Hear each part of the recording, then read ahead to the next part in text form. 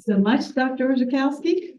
You were as wonderful as when I introduced you before. And now I'd like to introduce Judy Lester. I'm particularly excited to have her up here. She's going to talk about nutrition. Judy is an outpatient dietitian at UNC Hospital where she specializes in renal nutritional support. This includes treating pre- and post-renal transplant patients as well as those with chronic kidney disease and diabetes. Of special interest to Judy is the challenge of working with patients from different cultures. She's an active member of the Academy of Nutrition and Dietetics, the Durham Chapel Hill Dietetics Association, the North Carolina Academy of Nutrition and Dietetics, and the National Kidney Foundation. Welcome, Judy.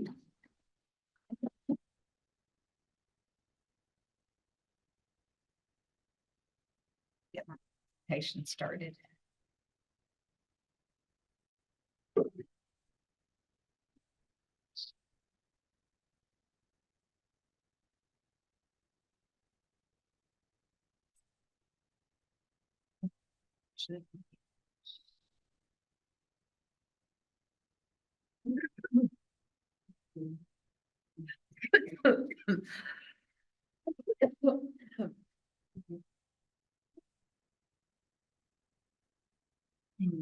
Yeah.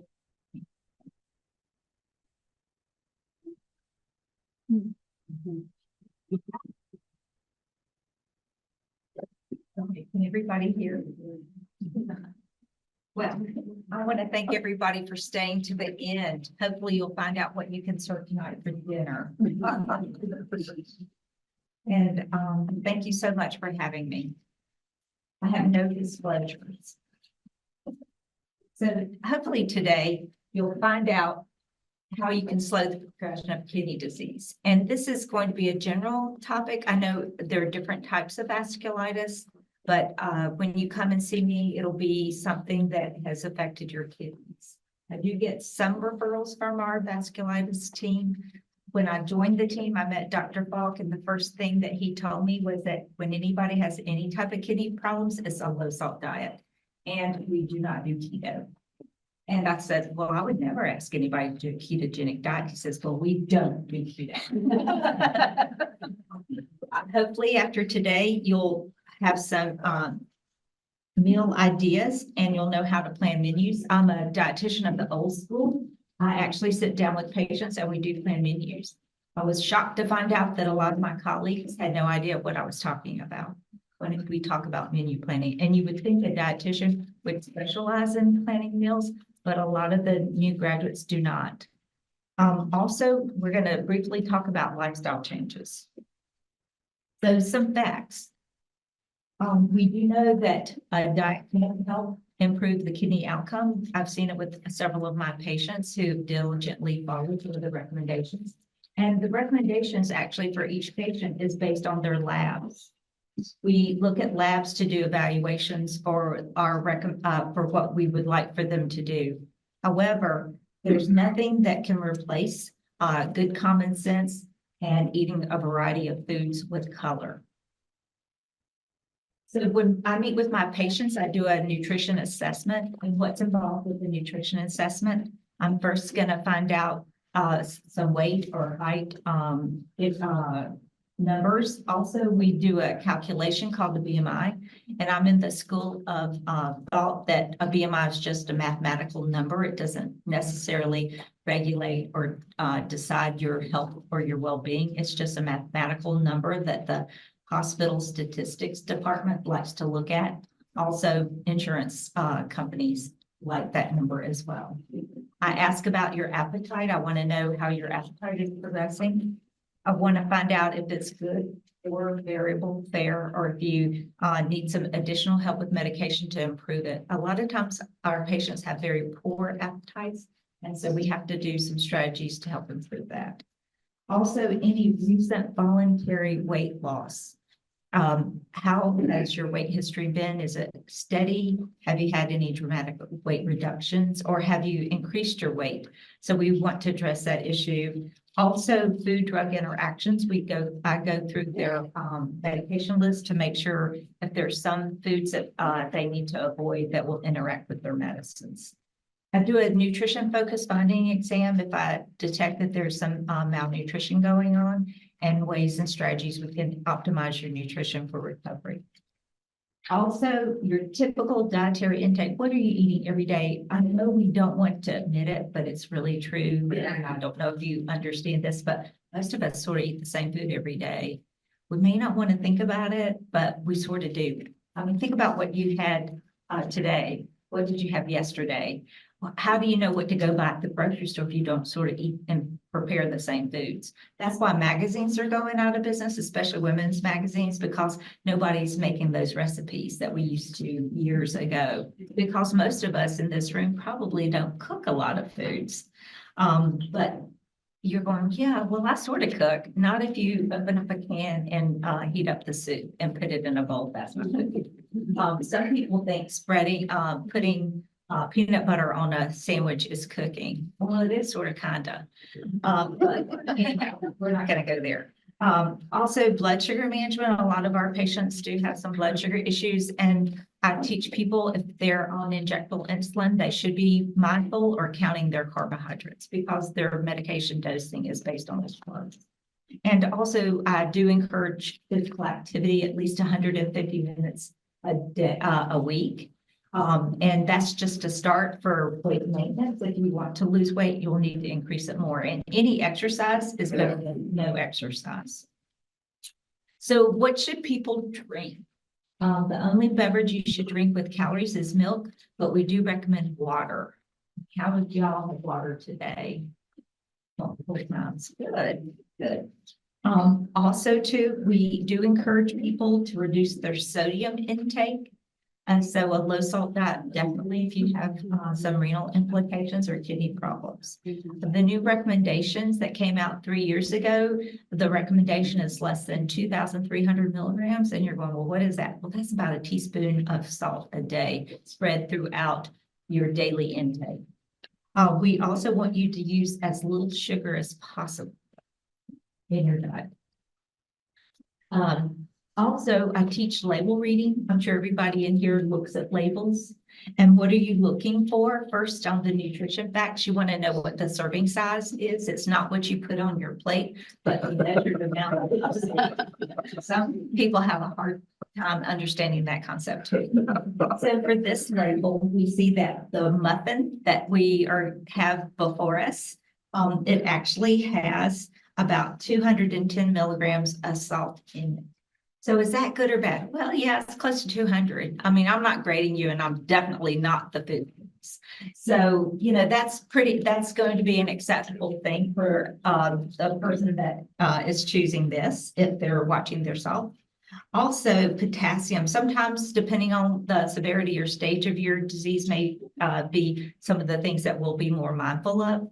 Like, for instance, if your labs trend upwards due to medications or some things for potassium, we may have to ask you to be more mindful or watch your potassium levels. And when I mean that, I don't mean restrict them. I just mean mindful, which means like you're not going to eat avocados, dates, and, you know, several other high potassium foods or daikon radishes all in one day. That would be too much potassium. So we'll want you to maybe just have one food that will have some potassium in it and then watch the other things to choose lower potassium food. Phosphorus, sometimes we'll have to watch that. And that also will be mitigated by your labs. So if we have to watch your phosphorus, those are very hard to find on labels. Sometimes they give a percentage. And on this label too, you'll see that they have the percent daily value. I'm convinced that whoever decided about the label reading only did that to confuse more people, to bring them in to see dietitians more, to explain to them what that is. And I explain it to my patients. Just ignore it. We got it first. What's this for? All right. That's okay. We know what you're doing. This is kind of hard to have a program when the basketball game. 8:30. Oh, wait. 8:30. My game's going on right now. My basketball team's playing right now, so I gotta hurry.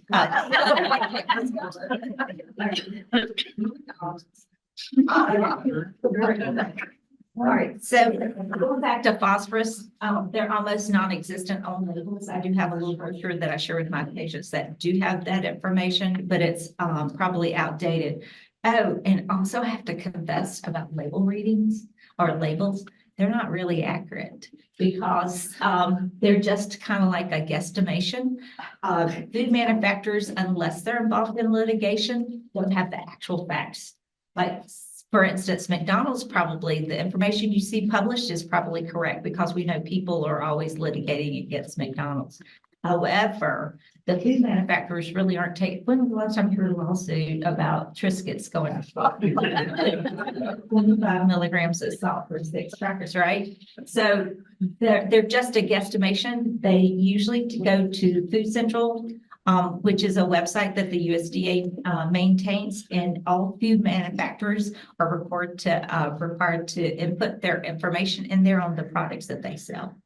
So it's a huge database. So if you want to know exactly what's found in your food, it might be listed there. And so you can go from there. It's a big, huge database that our government maintains. And that's usually what people pull their information for the nutrition facts from. But like I was saying earlier, phosphorus doesn't really exist unless you go to that database. And food manufacturers are not required as of now to put that information on the books. This is what I really hope that you will take home for your take-home message today from my lecture. I do push this Mediterranean diet. I think it's wonderful. I've been teaching it now for about 12 years before it became so popular in the media.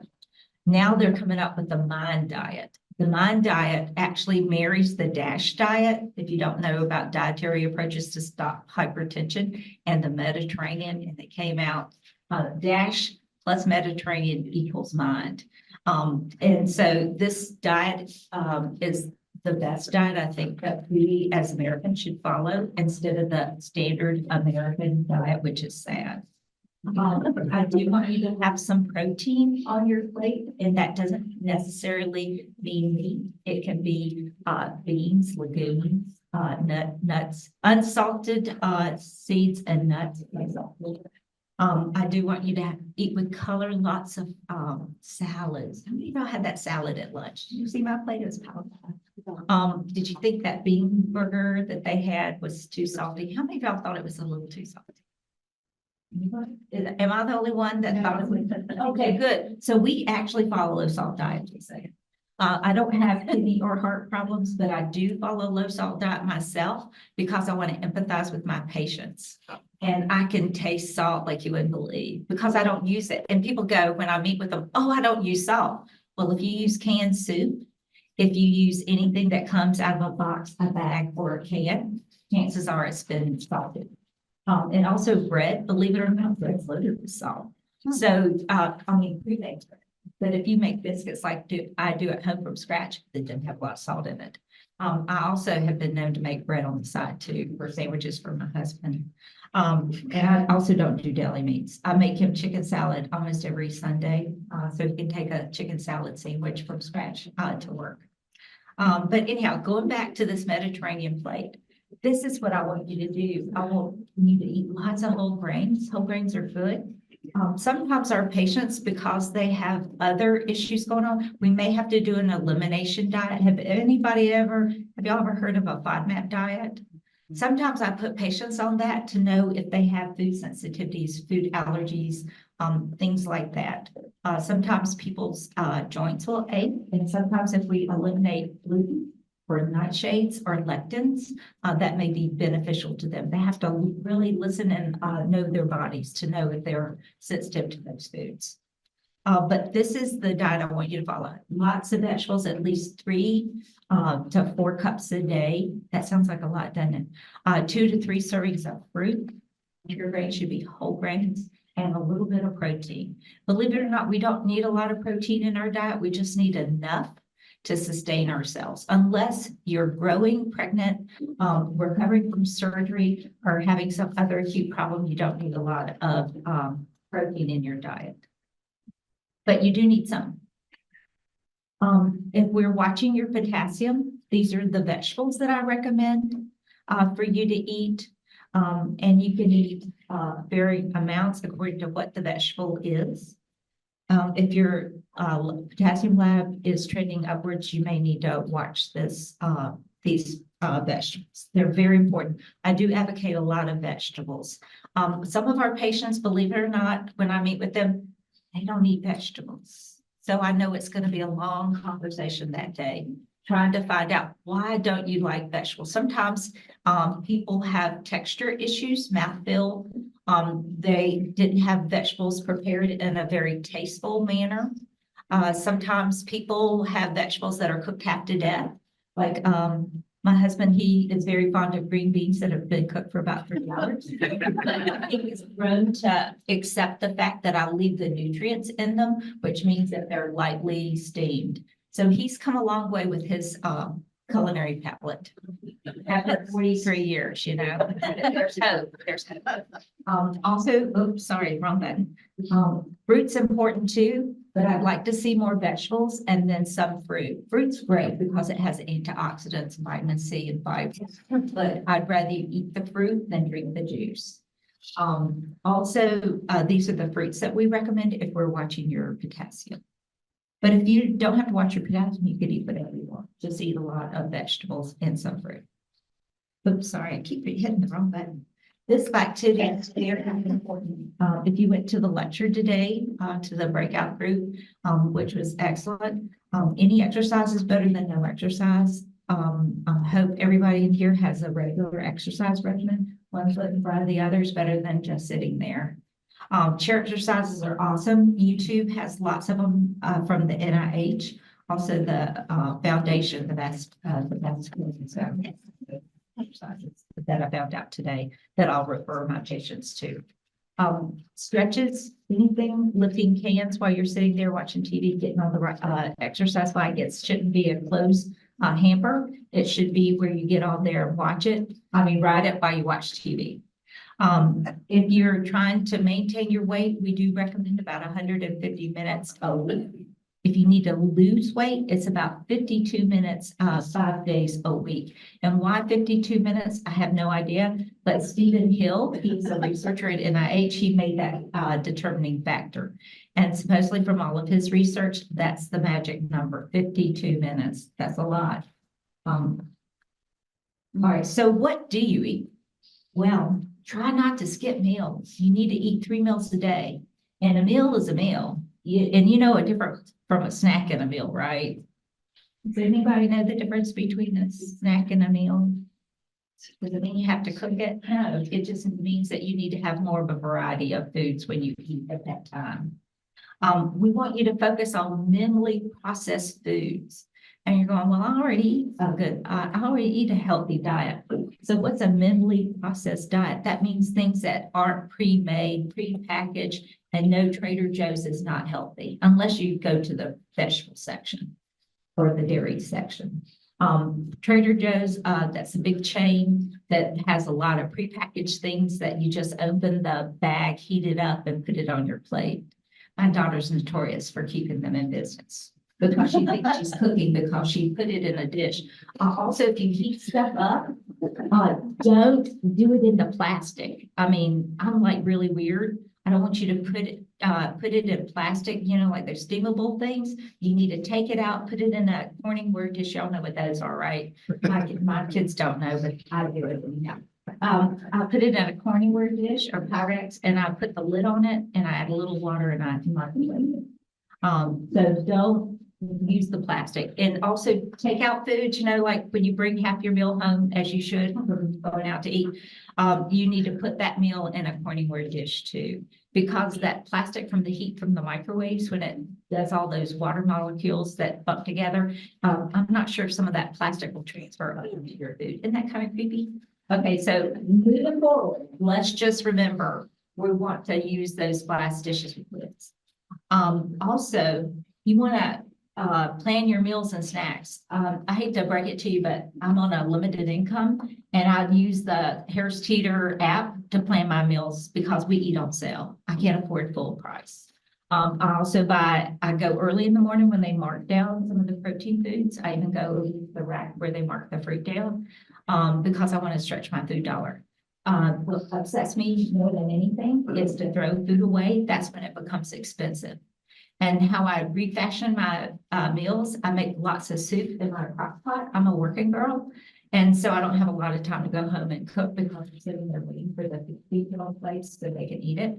So I make it ahead of time. On the weekends, I take a big tray and that I bought at a restaurant place. And I put my vegetables on it and I drizzle a little extra virgin olive oil and I roast those vegetables. They're in categories on my thing because I don't like things touching each other. And I sorry, I'm not a suppressed comedian. I'll put them in mason jars. I label and date it. And so when I get home, I just heat up my protein food, whether it's chicken or fish. I do a lot of 1 p.m. meals. And I'll put that on the plates and then I'll take the vegetables, put them in the microwave, heat them up, and it's good to go. Also do my whole grains. I'll cook those on the weekends too, whether it's brown rice or whole grain pasta, couscous, quinoa, any of those things. And then all I do is just heat it up because I like to walk, come home from work, and by the time I get my 1 hour walk in, it's time to eat. And so I just do it out of convenience. We also refashion leftovers in many ways. We do a lot of tacos and wraps. We also, I'm notorious for giving my husband a meal salad, which he's grown accustomed to, where I'll just take protein foods, whether it's unsalted nuts, leftover chicken, leftover fish. We'll put that on a salad. I'll put homemade croutons in it. You know, those ends of the breads that you always throw out, I make those into croutons. Remember, I don't throw anything away. I also buy chickens, if I have time, I'll roast a chicken, which I typically do. I'll take those poor little bones and I'll make my beef broth, but then also I'll pull all the meat off and it becomes fashioned in many different ways throughout the week. My poor chicken has many lives. So just remember, we don't throw anything away. Even the bones in the broth become something. The broth I make, I take my broth, I refrigerate it, I skim the fat off, and I pour it into Ziploc storage bags, freezer bags. I label and date that and put that in my freezer. I'm too cheap to buy chicken broth. I mean, and it's not low salt, right? And I take the scraps from my vegetables that I've cleaned from my salads. I put those in there, and that becomes some of the broth. I do cook, as you can tell. I also do lots of meal prep. I don't try to buy salad dressings either. That's a good quick way to spend $5 on a bottle of dressing. I take extra virgin olive oil. I take different vinegars and make different dressings. And sometimes I've been known to do my lemons and make lemon and extra virgin olive oil dressing. It's really delicious. Whole grain is a part of our diet.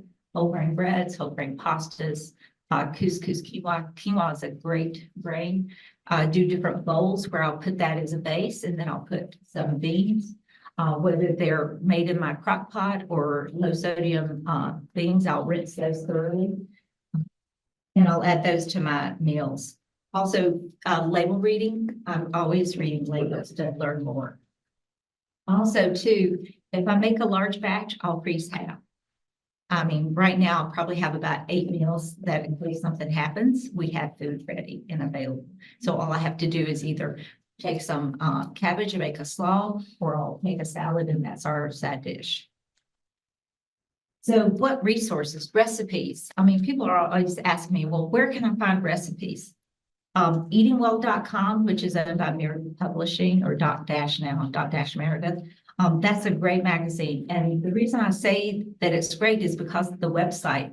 If you ever go to their website, they have videos on how to prepare food. I mean, think about how you learned to cook. How did you learn to cook?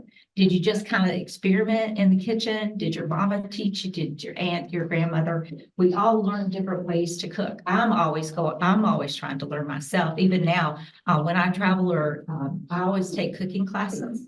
I love to cook. I want to know more. We used to have a great store here in Chapel Hill called Southern Season, and I used to take classes all the time there just to learn more techniques because I'm always learning. Also, Davita.com has over 1,200 recipes. All you have to do is establish an account, a free account, and you can log on and find some of the recipes there. And this is a website that I truly enjoy. It's called instead of meds. It's run by NC State. They give you the serving size, they give you the calories, the carbohydrates, the sodium, and the potassium, just like the Eating Well recipes do, as well as DaVita. DaVita also has phosphorus if that's available. YouTube, Pinterest, any place that you can find a recipe, go for it. Because remember, we want to have minimally processed foods, which means you have to also apps. There are apps that you can download. We have several apps on my phone that I share with my patients, and I encourage them to download apps. Also encourage them to talk to their phone. Like I ask Siri all the time, hey Siri, how much sodium is found in Bojangles biscuits? And when the patients hear how much that is, they almost fall out of their chairs. Also, if you don't have time to cook, if you're having a flare and you don't have time to cook, is eating something like a grab-and-go item, or having a store that you can do clean eats. We have a store in Durham that provides frozen foods. Even Publix, Wegmans, Harris Teeter have pre-made meals that you can purchase. Then put a salad with it, a bag salad. I didn't say you didn't have to, like pick all the leaves and wash the lids. Just get a bag salad. Even the kiosk at my Harris Teeter, you can pick up a salad. Snacks. So what kind of snacks should you have? Who needs snacks? It depends on what your goals are. If you're trying to lose weight, maybe not so many. If you're trying to gain weight, maybe a whole lot more. So depending on where you are will depend on what snacks you are. Even if you want a little nibble, some little nibbles are better than no nibbles. Hard-boiled eggs are good. Lots of times I encourage my patients who need to increase their protein a little for their human. I'll encourage them to boil a dozen of eggs and keep them ready to go in the refrigerator. When I started my career, as you can tell by my hair, eggs were on the good list, then they got on the bad list, and now they're on the good list. So take advantage of the eggs if you're concerned about your cholesterol because you're taking a statin drug. Pop the yolk out because that's where the cholesterol is, but it does have choline. So, there's give and takes with the fats now. So if you are concerned, just take the yolk out and just eat the whites. Vegetables like peppers, onions, cucumbers, carrots can all be eaten with hummus that you can either pre-purchase or make yourself. Fruit is always a good snack. Always. Unsalted nuts like we had today at the little thing. Greek yogurt with berries. And I guess I should tell you my Dr. Falk story right now. The first time I ever met him in 2007, I was innocently sitting at breakfast, eating my yogurt, which had the fruit on the bottom. I had never met Dr. Falk, didn't even know who he was. And he walked up to me and he says, "Shame on you." I went, what? And I was sitting there with my yogurt and I was stirring the fruit from the bottom up to the top. He says, "How could you eat that crap?" And I'm going, what? I was waiting for the 3 West manager to come so we could go talk to patients about quality our food. And he was going, "You shouldn't be eating that. You should just have regular yogurt and fruit." And I had to ask later, who was that man? And they said, "That's Dr. Falk." And I went, "Well, who is he?" And they go, "Well, you'll find out." So I have to confess, after that day, I typically don't eat that yogurt or that yogurt brand.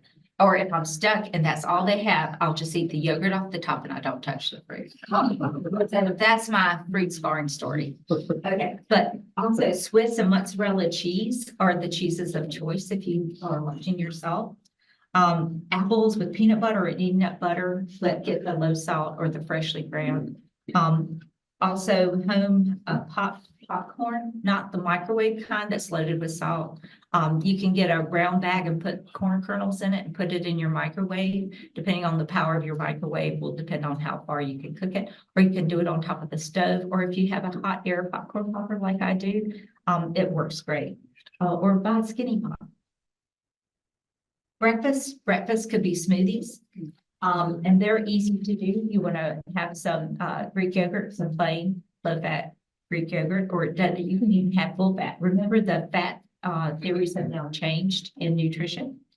I also throw some flax and chia seeds in mine with a little bit of fluid and some berries. I have more more vegetables in mine than fruit. Wraps, any kind of wrap. You're not obligated to have eggs and bacon and grits. in the morning.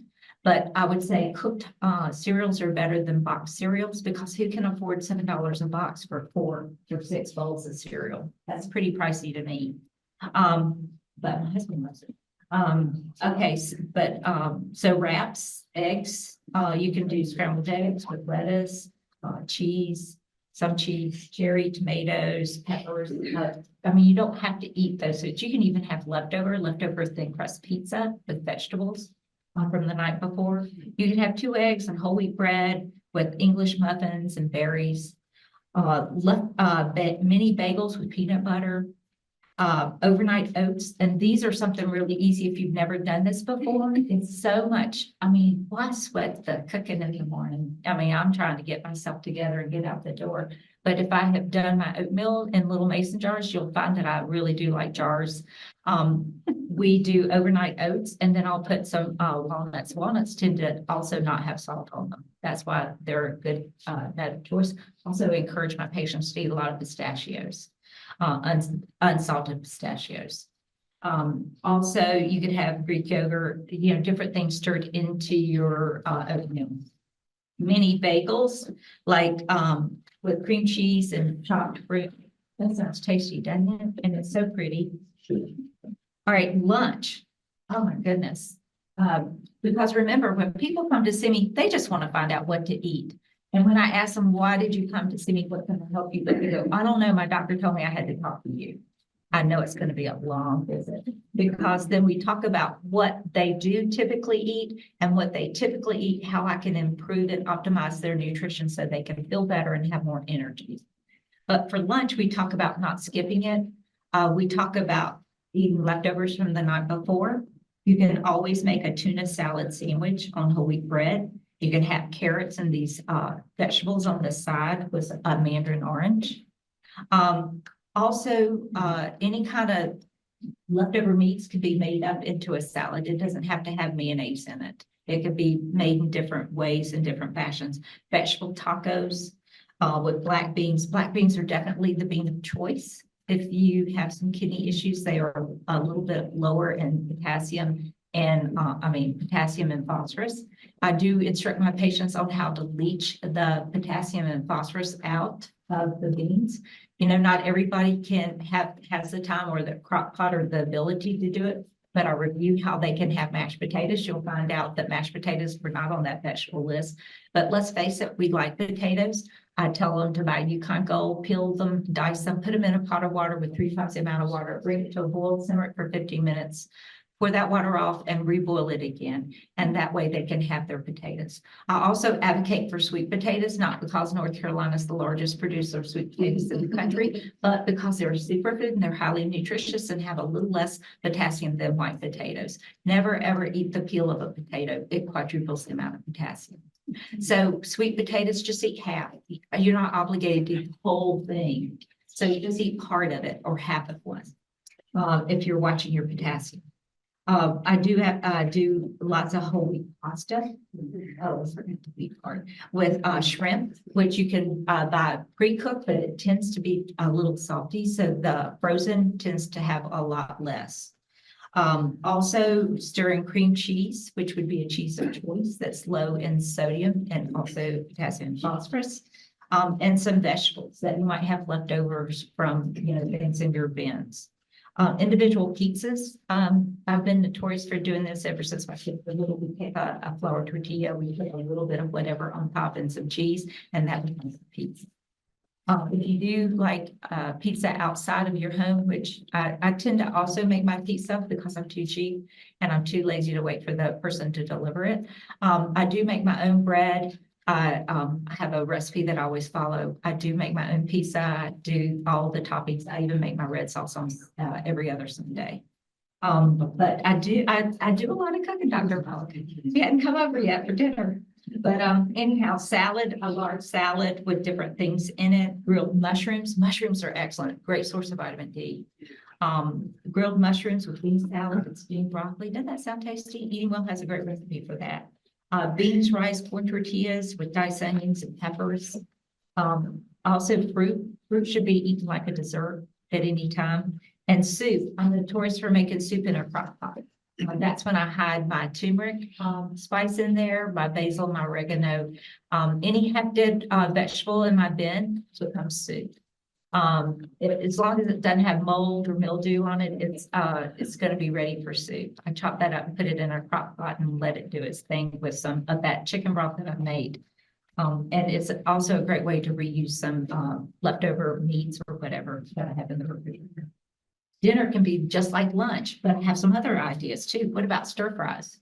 We do a lot of stir fry at my house, but I also limit the soy sauce because soy sauce, even lower sodium soy sauce, is really high in salt.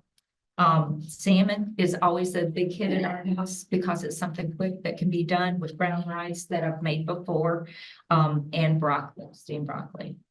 Sheet pan meals, salad, tuna, unsalted nuts, cucumber, homemade dressing, and of course, a piece of small little dark chocolate for dessert. And it has to be dark, not milk. Quinoa, I mean, I'm notorious for making bowls where you put different ingredients in a bowl and we eat that way. Chicken kebabs, we grill a lot in our house as well. Black beans, brown rice, whole grain tortillas, and grapes. Tofu has many different lives too. It takes on the flavor that it's marinated with. And then whole grain pasta. So does anybody have any questions about what they're going to eat tonight? We're coming to your house. Okay. Actually, I'm leaving as soon as but you can come. I'll be in Winston. Okay. Any other questions or concerns?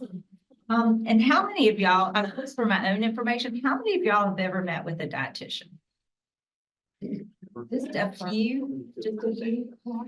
Hopefully it was beneficial and you know that we spell our title DIETITIAN, not with a C, because nobody puts them for real.